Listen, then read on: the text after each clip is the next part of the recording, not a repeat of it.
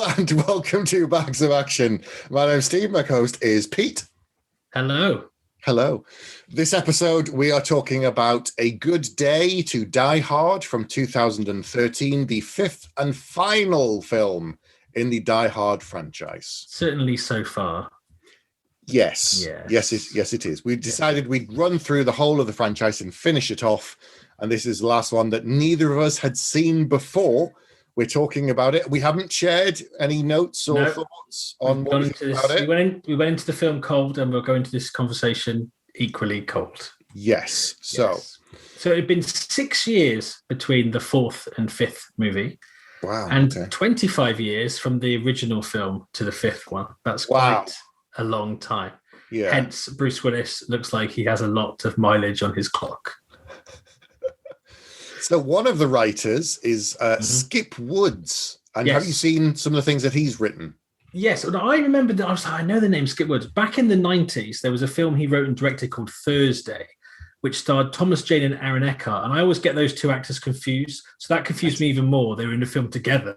I haven't seen that one. Is it any good? It's one of those things. I liked it at the time, but I'm not going to get you to watch it with me because they're not really there. Yeah, but it was like quirky, kind of indie, kind of hitman-y drug dealer thing. It was all right. But he's done loads of other stuff like Swordfish and Hitman. I remember Wolverine film, Sabotage. He wrote the A-Team. Yeah, he wrote the A-Team, which I think we both enjoyed. Yeah, and I did Sabotage after this, which was awful. Yeah, I didn't make awful. Yeah, I don't know. I made it to the end of Sabotage. It's the Arnie one where he's in that crew of DEA agents or something, and there's loads of really, really good actors in it, like Terrence Howard, Sam Worthington, Joe Manganiello. I can't remember the ladies. Josh Holloway's in it. The actress from The Killing, I can't remember her name. I'll think of it in a minute. She's in it as well, I think. And the film is awful, like just absolutely appallingly bad. But anyway. But we're talking about A Good Day to Die Hard today. Yeah. But that's okay. It's directed by John Moore, who hasn't done that many films. Actually, Behind Enemy Lines was the first his first feature. Okay. And he's done the Omen remake and also Max Payne. I haven't seen Max Payne, so computer game. No, I played the game, but I never saw the film either. So, right. Yeah. So this film is years later. It's, as you said, it's 25 years on from the original. And I think they're probably sticking to that timeline loosely in the film because in the fourth one, we saw Lucy McClane, played by Mary Elizabeth Winstead. And she's back in this briefly. Yes. And his son, Jack McClane, or John McClane Jr., if you like, is played by Jai Courtney, who most recently you've seen as Captain Boomerang in the Suicide Squad films. Yes, and he's one of the few people that's gone over to the new Suicide Squad as well. He's maintained his role. That's right, yeah. And he was in Terminator Genesis, I think. Yes. Yes, he was. Yeah. No, that was Sam Worthing. No, wasn't Sam Worthington in the Genesis. I thought Jai Courtney was Carl Reese. Maybe I'm wrong. I'm going to look it up now.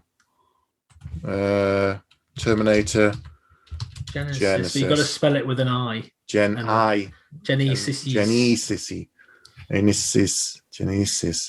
You are correct. He was Kyle Reese. I'm thinking of the other one, the one with Charity Pants in Terminator Salvation. Okay, yes. And Sam Worthington was in that as a sort of spoiler for everyone.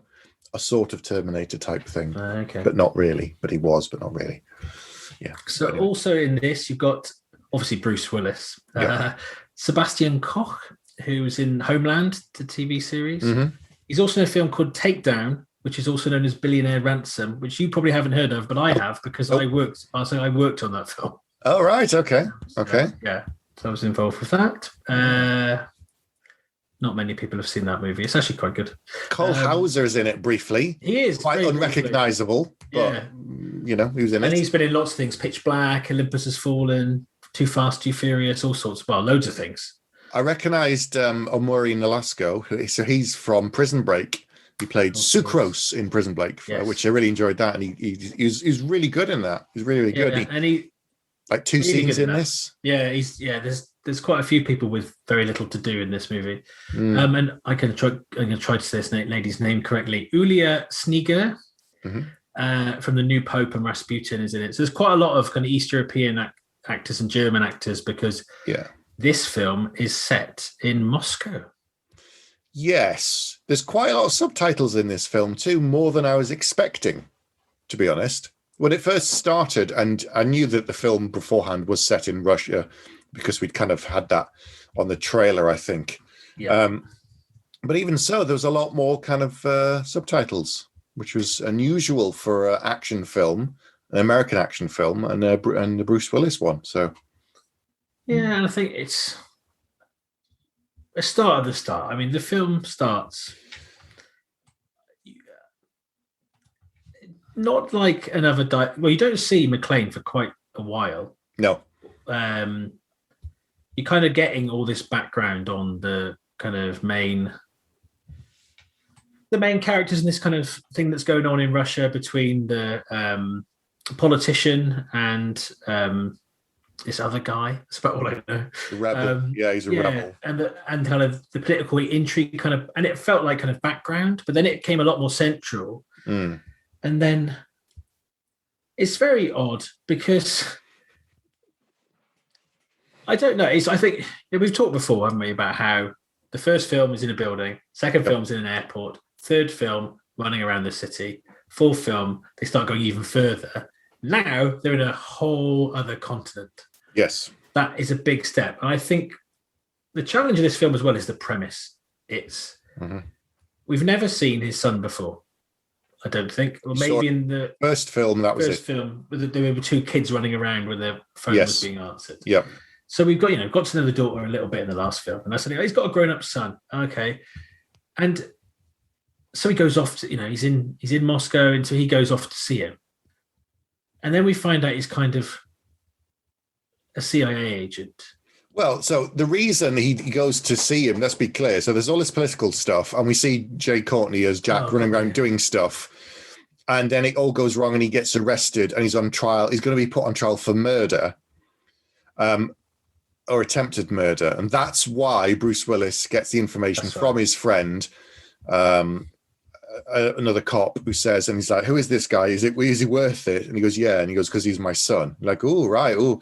So he goes to go to Russia to kind of find out what's going on with his son and rescue him, or at least try and understand what's going on. And when he gets there, he sees his son being taken into the courthouse surrounded by the media, and because the person that he's been involved with is this kind of rebel and an attempted assassination on, the government, all this sort of stuff. So it's very high political stuff. And it's very convoluted because he's done this assassination while speaking Russian and acting like he is obviously very deep undercover. Yeah.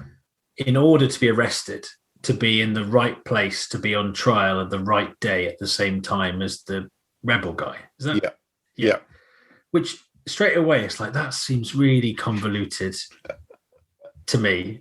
I don't know about you, but I just felt like a real kind of one extra plot element too much. And it doesn't help this Die Hard in ways. Like, these are things you can probably go, oh yeah, okay.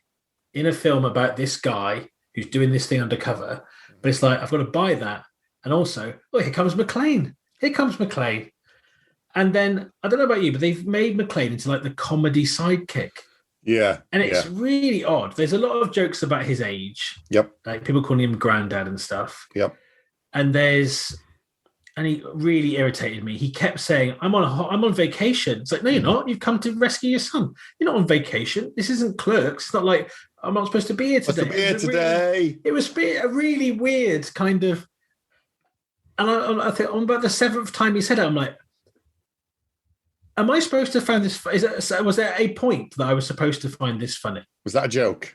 Yeah, because I don't. I'm like, have I missed something? Is there some big thing I've missed here? It was, I don't know. It's just very, very heavy-handed. It's just weird to take your hero who's been in all these films, and make them into kind of the comic relief. Yeah. We're getting ahead of this ourselves, but I can sum up this film and its place in the franchise with 2 words. And then everybody who knows us and knows the thing I'm going to say will understand where I place this film. Given that I don't think it's going to be much of a surprise that we're going to give this 5 bags. Okay, ready? This film is Rocky 5. Ooh. That's where it is. The only thing that can salvage this franchise is another film that's Rocky Balboa. Because right now, it's absolutely in the toilet after this film. I don't think that's very fair on Rocky 5. You're right, Rocky 5 I knew you were going to say it. I don't think it's fair on this film because, let's be honest. Yeah, I've never taken so few notes in a movie. I always say, like, Rocky 5 is the weakest in that franchise by a long way. However, I can still watch it. I'll happily watch it again. And at least the main character is still doing he's consistent throughout, isn't he? In all those movies. Yep. And even if you go, I wasn't that keen on this one, but I got something from the character. I got some takeaway of how he thinks and how he operates. And I didn't at times because it's in Russia and it's a lot of kind of European cast. This felt like an early 2000s Van Damme kind of movie. It's weird because they've spent money on this film. There are times where it looks a bit cheap, but the set pieces in this film are actually quite good. Yeah. You just don't care who is involved in them. So there's a big, when he does so we talked about him in the court and he's trying to break the rebel guy out so they can extradite him. And that whole sequence, although you don't really know who anyone is and don't really care who anyone is, apart from McClane driving an armored vehicle behind them. Yep. It's actually very well done. And it's quite, again, it's a thing. Visually, it could be edge of your seat, but it's not edge of your seat because you're not invested. No. Yet. You don't really care who Jack is because you don't know other than he's killed this guy and he might be a spy or he might just be who they think he is. McClane's being really annoying because he tries to talk to his son and his son drives off. And his excuse for, well, we haven't finished talking yet. And he just gets in a car and follows him. It's like they were standing in a park and his son's just walked away and he's just walked after him. But what he's actually done is, in a foreign country, stolen a vehicle, barreled down a motorway after his son, who's driving a stolen vehicle or something, being chased by an armored vehicle. And it's like he can't see the armored vehicle. It's like he's just pretending that his son's walking away. I'm thinking, hang on, you can see the maniac's going after him with the guns. You've seen all of this. Why is he treating it like him and his son are just having an argument and his son's walked away? It was so inconsistent that it didn't make any sense. And I just thought, what? And then it gets worse because after he's crashed that initial little kind of Tonka truck thing that he's in, he steals a guy's car. Like just some guy driving down the motorway. McClane gets in front of him and eventually gets one guy to stop his car, and he kicks the guy out of his own car. And then when he yells something at him in Russian, he's pretty racist. Like he says, "Oh, I don't speak that nonsense," or something like that. And you're like, "I beg your pardon?" And he just steals this guy's car and drives off. And I'm thinking, okay, so now that's 2 vehicles you've now stolen. You've destroyed one of them. You've driven away from a crime scene because you crashed a car. You've just stolen another car. You've assaulted this guy, and he's the hero. And there's potential for this to be an international incident. This random old bald American man is just, as far as anyone else is concerned, it's just wreaking havoc. Yeah, for no reason. The police never turn up. They never come after him. They never try and arrest him. There's no kind of detective going, wait, so who is the American? What's going on? None of it. One of the things that works in the other movies is there is another cop or someone for him to bounce off to go, I don't do things the way you do them. This could have been a perfect opportunity for him and a Russian cop to have red heat. Yeah, a red heat equivalent to be like, no, I do it my way, do it your way. That would have been far more interesting than him just running around behind his son. Yeah. It would have. This is a flip on red heat. This is American working in Russian with a Russian, as opposed to, it was James Belushi and Arnie. And he said, that's not how we do it in the Soviet Union. And then James Belushi's like, well, this is how we do it over here. And it's the complete flip of that. That could have been really interesting. Yeah, but no. And they could have still built that in here, because I say all these ones in the past are based on an ensemble cast. Yeah, on lots of really interesting characters. Here, it's a lot more kind of straight up in terms of the characterization. It's like the stuff between him and his son is the most obvious thing. You know where it's going, because the stuff you just talked about, again, essentially McClane ruins the plan. Yep. He basically ruins the plan. And then it's almost like the message of the film is you shouldn't have a plan, because it's better not to have a plan. Be like, and I think the idea is supposed to be, your son is annoying and modern and he plans stuff. Yep. But when it goes wrong, he thinks it's because it wasn't a plan. Actually, you should be a cowboy. You should be a cowboy. Yippee-ki-yay. You should be a cowboy like your father. And then when we're cowboys together, everything works out okay because of luck, machismo, and Americanness. And that makes this film feel more dated than the one from 25 years before. It's true. It's true. Like if he'd done this first accident and then he got arrested by a cop and then his son's gone off and he doesn't know what's going on and he kind of explains to the cop what's been happening, and they'd probably work with him for two reasons. Not because he says who he is and because he's so great. They'd be like, this guy has a connection to this other American agent who's killed this thing. We can use John to get to the other guy. Yeah. So play along, pretend he's important, make him feel special, and use him to get to the truth of what's going on and find out this other guy. And because he is this kind of bumbling comic relief, they could massively underestimate him. But actually, he's obviously really resourceful based on what's happening in the other films. We've just written a far superior version of this film. In 5 minutes, we've come up with a better version of this film than the one we are forced to watch. Forced ourselves to watch. We've forced ourselves to watch. It's because like there's a twist, but it's not a difficult one to work out. No. You don't really get the dynamic between the rebel and his daughter that well. Everything feels a little bit one-dimensional to me. And like I say, there are some really good set pieces. There's some good sort of chases and the usual swinging out of a window and swinging back into a window and back out again of a window and big explosions and stuff. But I don't know, it's really weird. And like you say, a couple of the most interesting actors pop up and you go, oh, cool, they're in it. And oh, no, they've gone. Yeah. Oh, no, never mind. It's just, which for a film where it's worked before, they've had these people you didn't really know, or lots of familiar faces and built this cast around Bruce Willis. Here, it's like, again, it feels like a much lower budget thing. Like, it's like, well, we'll have a few people, that'll do. Yeah. I would love to know more about how this film was, what the process was of getting it greenlit, getting it written, what decisions they had to make, because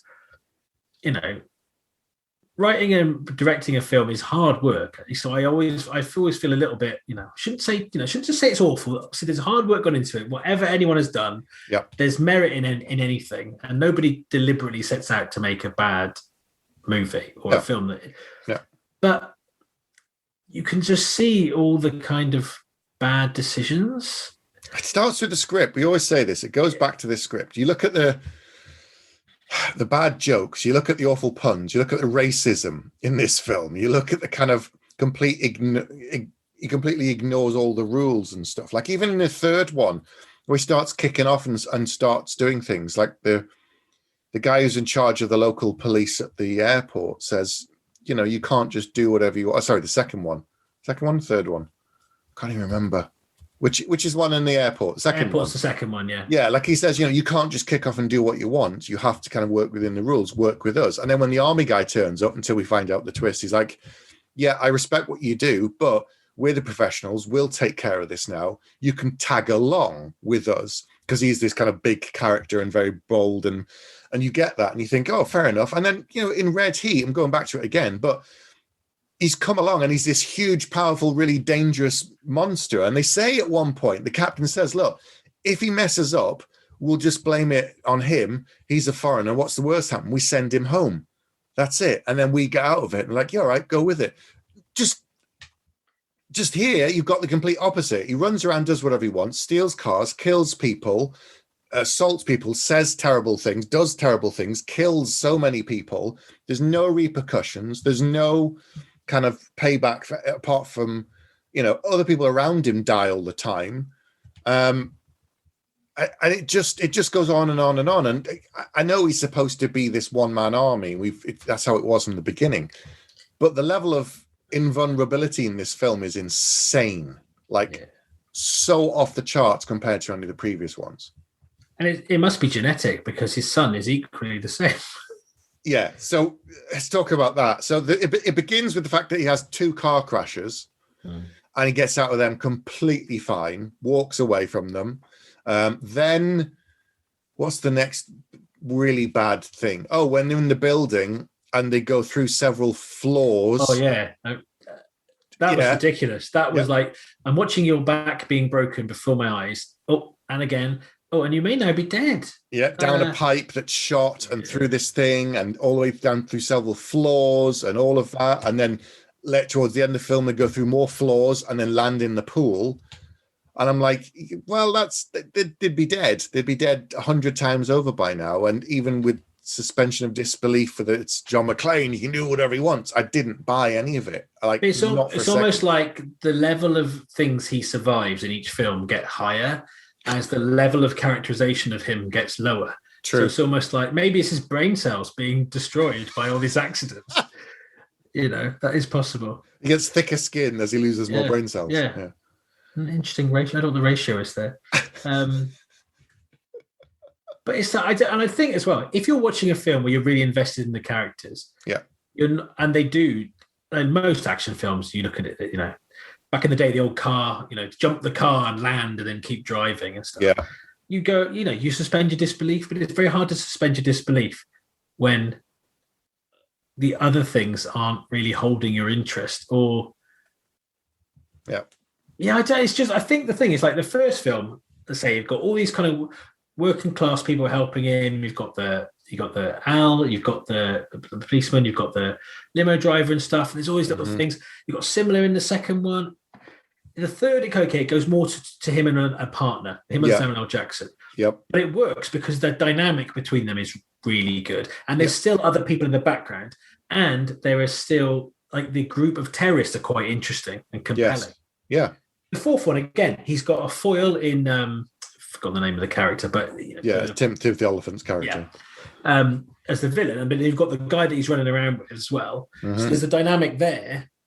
And then you get to this and you go, I found Jai Courtney quite like blank and bit wooden. Blank slate. There's nothing there. No, even in the scenes where he's being the spy and he's like, and McClane says, "Oh, like doesn't he say something like, oh, so you're James Bond now or something like that?" Doesn't he say that? It's something really kind of hackneyed and just like, if you're a cop and we're supposed to believe that this is real and he's an actual cop, then he would have at some point come across some spies. He did in the first one, FBI agents and all the rest of it. So he knows that world, and yet his response is something that's so cliched.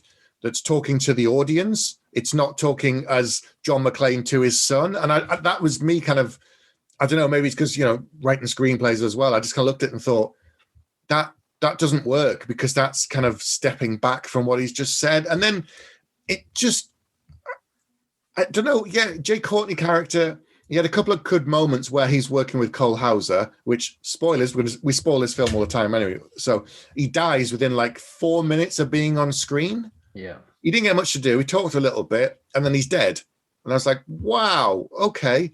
They had a tiny bit of spycraft where they had a cool thing to get out the room and a cool escape route and then a pickup or the drop bag. And so that was kind of some spy stuff, but we didn't get into any of that thing. All of that could have been a really interesting twist to the film. Like he's plodding along doing the cop thing with a Russian and you've got his son doing the spy stuff and eventually the two stories converge. Yeah, and it would have been more interesting if McClane changed because of his son, not the other way around. Yeah. For the outcome to be, I know you're a spy, but let's be like cowboys. And it's a weird, it's like, and the dynamic is almost like, it's if you're trying to go if you're taking your elderly dad to buy a smartphone. And you're like, he doesn't really understand what features there are. He's going to get it wrong. He's going to say the wrong thing. And you're like, well, no, Dad, you press that, it'll be fine. No, you've got to charge it first. You got to, but that doesn't work for me in a Die Hard movie. Do you know what I mean? It's doing IT support with your parents. Yeah. It's like, so right, I've moved the mouse and the fish have gone. Now what do I do? Okay, click on the box. What box? It's that. Like, he's trying to explain to his dad, who's from the 1980s, about what 2020 is like. That's what the equivalent of Jai Courtney's trying to do, except he himself isn't that suave and sophisticated, and he regresses. Yeah. And you think Captain America was on ice for a very long time, and he managed to cope within about 2 days. I get that reference. So it's almost like, oh, you probably haven't seen the other 4 films, but like, this is an old man. So let's lean into the fact he's an old man. It's like, no, he's a really experienced policeman that's still working. It doesn't really make any sense to me. I'll tell you one thing I did like. One moment of one scene that I did like was they go to Chernobyl, which... But he didn't know what Chernobyl was. So again, I can understand. Was it the son who didn't know? Or probably McClane. I think McClane didn't know. And it's like the biggest news story of the 80s. Yeah. If our whole premise is you're someone from the 80s who doesn't understand modern times, you know what Chernobyl is? Yeah. Even before the new TV show came out, you know what it is. You've heard of it. It's a thing. It's almost like, oh, we're doing a film in Russia. Chernobyl. Let's send them up to Chernobyl. Anyway, Sorry, you were about to say something you enjoyed. I apologize. So the awful thing about that scene was when they go into this room and there's all this radiation, and they get out like a spray and they go, yeah, the radiation's gone now. So that was ridiculous. That was like the equivalent of, vibranium. It's just this thing that's just impossible, that fixes whenever there's a MacGuffin. Like, someone must have said they can't go to there. The radiation's still too high. Some Poindexter, some scientist nerd in the back of the scriptwriter's room went, you can't actually go there. You die even with a suit on. You can only go in for a couple of minutes. Oh, we'll have some sort of spray that'll fix the radiation.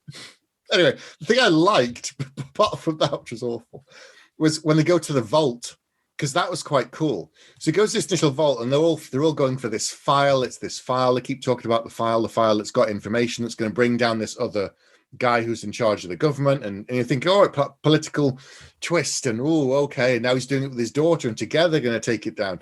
Then he gets out this weird, cool key and puts it in the lock and opens it, and the whole vault kind of opens up instead of just one tiny little security deposit box thing, which is I thought it was going to be.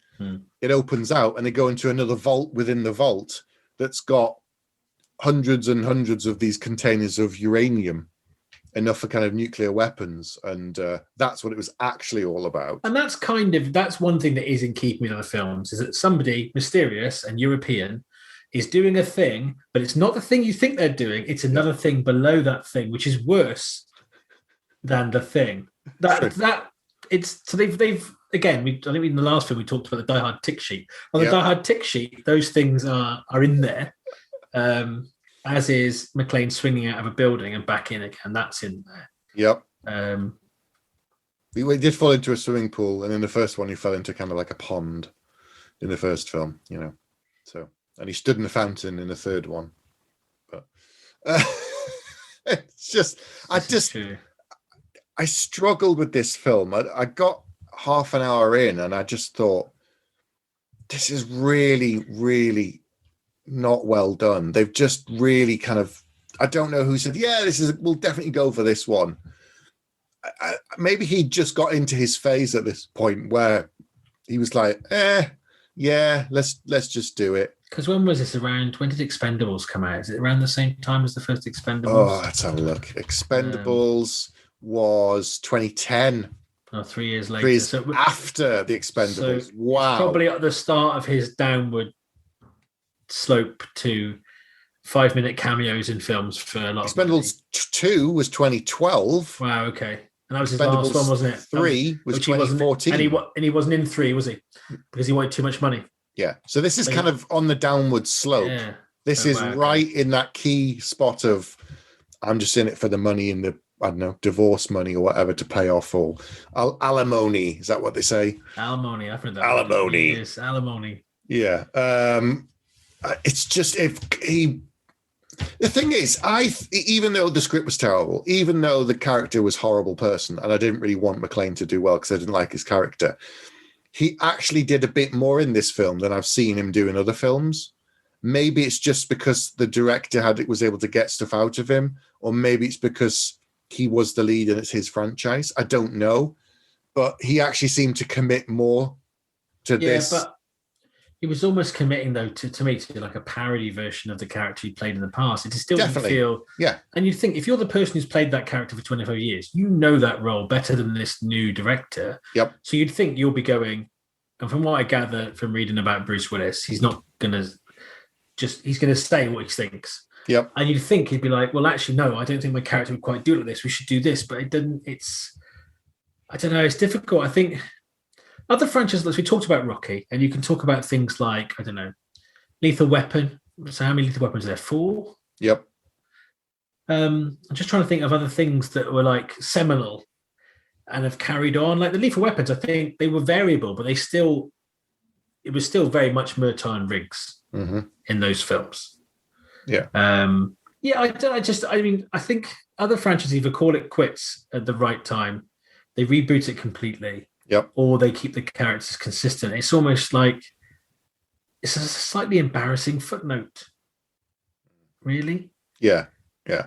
And I'm just thinking, like, first film, one of the all-time classics, always in the top like 2 or 3 of all-time action movies. Yeah. Second one, not everyone likes it, but we, I think, both said that it's not as iconic as the first one, but it's on a par, quality-wise. Third one, a lot of people like a lot. I know a lot of people actually say favorite of the franchise. I'm a little bit lukewarm on it, but it's still kind of up there. And then the fourth one, I think we thought was better than we remembered it from back in the day. Yeah. Had lots of things wrong with it, but had some good things in it too. And then there's this one. Which is, some people said they got 20 minutes in and just stopped when we said we were watching. Yeah, I saw you put on Twitter, and then, people were like 10 minutes, 20 minutes. It's like literally a list of people, how long they managed to watch it for. And it's... Yeah. I think if we didn't do this show and I just thought, I might watch the 5th Die Hard, I probably would have been the same, because part of me would rather pretend it didn't exist than go, this is what McClane's doing now. And I find it very hard. People go, well, it doesn't matter if you didn't like that one. You've got the other films in the series, or it doesn't matter if it wasn't like the book. You've still got the book. So, yeah, I know what you're saying, but I can't wipe my mind. I'm not Men in Black. Yeah. It's still in my mind. If I think about McClane, this film now will still be in that thought process. Yeah, like I insist there's only one Matrix film, but in the back of my mind, the other 2 disasters are still there, and now they're going to do another one. So an attempt to salvage, I guess, or bring, make more money. But I don't know. The first one, as you said, is seminal. It's 25 years on, and it spawned a whole bunch of things. And in some ways, it was a little bit, not a derivative, but a copy of things like, Towering Inferno and other things. It's not a direct correlation, but there's similarities. And we know that the original Die Hard then did the same thing. Other people then copied him, the way he was doing it. A man on a man on a plane, a man on a boat, whatever it might be, one-man army, and it did lots of them.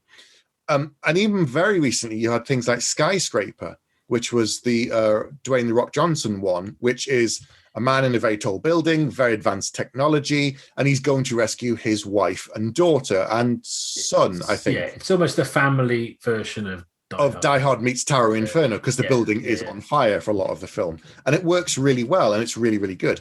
I wish that this one had almost been a return to form in terms of you kind of looped back round, and if this was the last one, it almost goes back to that thing of he's stuck in a building again, and it's something a bit different. But you've moved it on. Yeah. They do an old man, a Logan. They do a Logan version of this. Yeah, where he is the old man, but you treat him as such, but you also give it a bit of heart, like you had in the first film. I'd rather have seen McClane in a wheelchair being brought out as an advisor to someone else who's in a building and talking them through it. Yeah. I think. Because at least it would feel like something that might have happened to that person.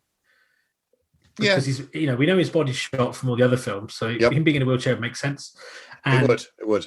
And rather than him keep getting in these situations, maybe it's like, because he'd even say, "You're always in the wrong place." At the wrong time. How could happen to the same guy? Well, it couldn't. So actually, but you could be an advisor for situations like these really difficult hostage situations. Because I don't buy that in every film, more and more people think that he's shit. Because he's actually, he's done some quite impressive things. He's done some things that, even just falling through a couple of buildings is impressive. The rest of it is just. I find it very strange, and maybe it's just because the way the world has gone is like films need to be a bit darker, needs to be more of an underbelly, needs to be a darker side to it. Maybe that's it, but it's like every film he becomes less respected than in the one before, and less likable a character, and you don't root for him. It's like a reverse arc. Whereas, like, again, I'm going to go back to Lethal Weapon. It's like Murtaugh learns to take more risks. Riggs becomes more adjusted and kind of more of a people person. Yep. And that happens over the course of the 4 films. And it's. But what is McClane's arc? I don't know. He tries to get his wife back. The first film he kind of does. Well done. Second film, he kind of doesn't. Third film, she's not really around anymore. 4th film, don't forget you got a daughter. 5th film, and a son. Yeah. It's like an Australian soap where they go, oh, Charlene and Jason or whatever have left. Who's moved in next door? Oh, it's their cousin. Everyone, it's like Die Hard 6, McClane's cousin, who's a comedy sidekick. They just expand the family tree off camera just to give them someone to come in to go, you don't know this person, but they know another person you do know, so let's pretend. It's like when your mum goes, so-and-so's neighbours, friends, aunties, well, their dog has died. And I'm like, and you're like, who is that I know person? The neighbour, but I don't know any of the other people connected. Do you know the next one's going to be? Rob Schneider, who's McClane's cousin. Wow. How bad. That's kind of the first Dredd film bad. Wow. I can see that being made though. That's the awful thing. The modern version of that, which is actually marginally more funny, is of course The Rock and is Nibs in things like Intelligence and Kevin Hart, Technical Intelligence. Yeah, that's those two together are the equivalent of him back in the day when he wanted to act and gave a monkeys about acting and did good action films. With a comedy sidekick. That's what that is. Yeah. Do you know, should I tell you my favourite film? Favourite part of, not favourite film. Should I tell you about the favourite film on this one about Die Hard? We'll talk about that for an hour and not Die Hard. Okay, my favourite moment of this film, right? Is the credits. It's really small and it has nothing to do with the film, really. But it actually showed you a little bit of what I wanted the whole film to be about. So at the very end of the film, they get off the plane. McClane's daughter, we're spoiling it as we said, runs up, hugs her brother, and the 3 of them are start walking across the tarmac, and they've turned off the sound, and there's some kind of music playing. And the 3 of them are just walking and talking to each other. We can't hear what they're saying, and I can't lip read, and there's no subtitles. And they're just like a family, just hanging out and just doing stuff and talking. And she says something and then he says something and they kind of laugh and pointing and this, that, And it's this moment where it's just the 3 actors hanging out. They probably said, just ad lib and walk and talk. And it feels more real than the entire film, their relationship in that minute before the credits roll. That's the best thing about this whole film. Even in the car when she says, he's about to go off to Russia and she says, I think she says, I love you, Dad. And he's kind of like, yeah. And then she gives him a kiss on the cheek and he's like, okay, bye. But again, like in the 4th one, they shoehorned in the she shot using his surname, just like his wife in the first one. Yeah. Tick. And then this one, it's like, he won't call him Dad. He calls him John. Yeah. And you're like, okay, I know full well at the end of this film, he's going to call him Dad. Yeah. And I'm not going to care. It's just, This feels like if you fed a map of an A to Z of Moscow and all the Die Hard films into artificial intelligence, this is the script it would write. No, because the dialogue's terrible. It would do better. True. Like they have the random laughing at a henchman scene for no reason to buy time.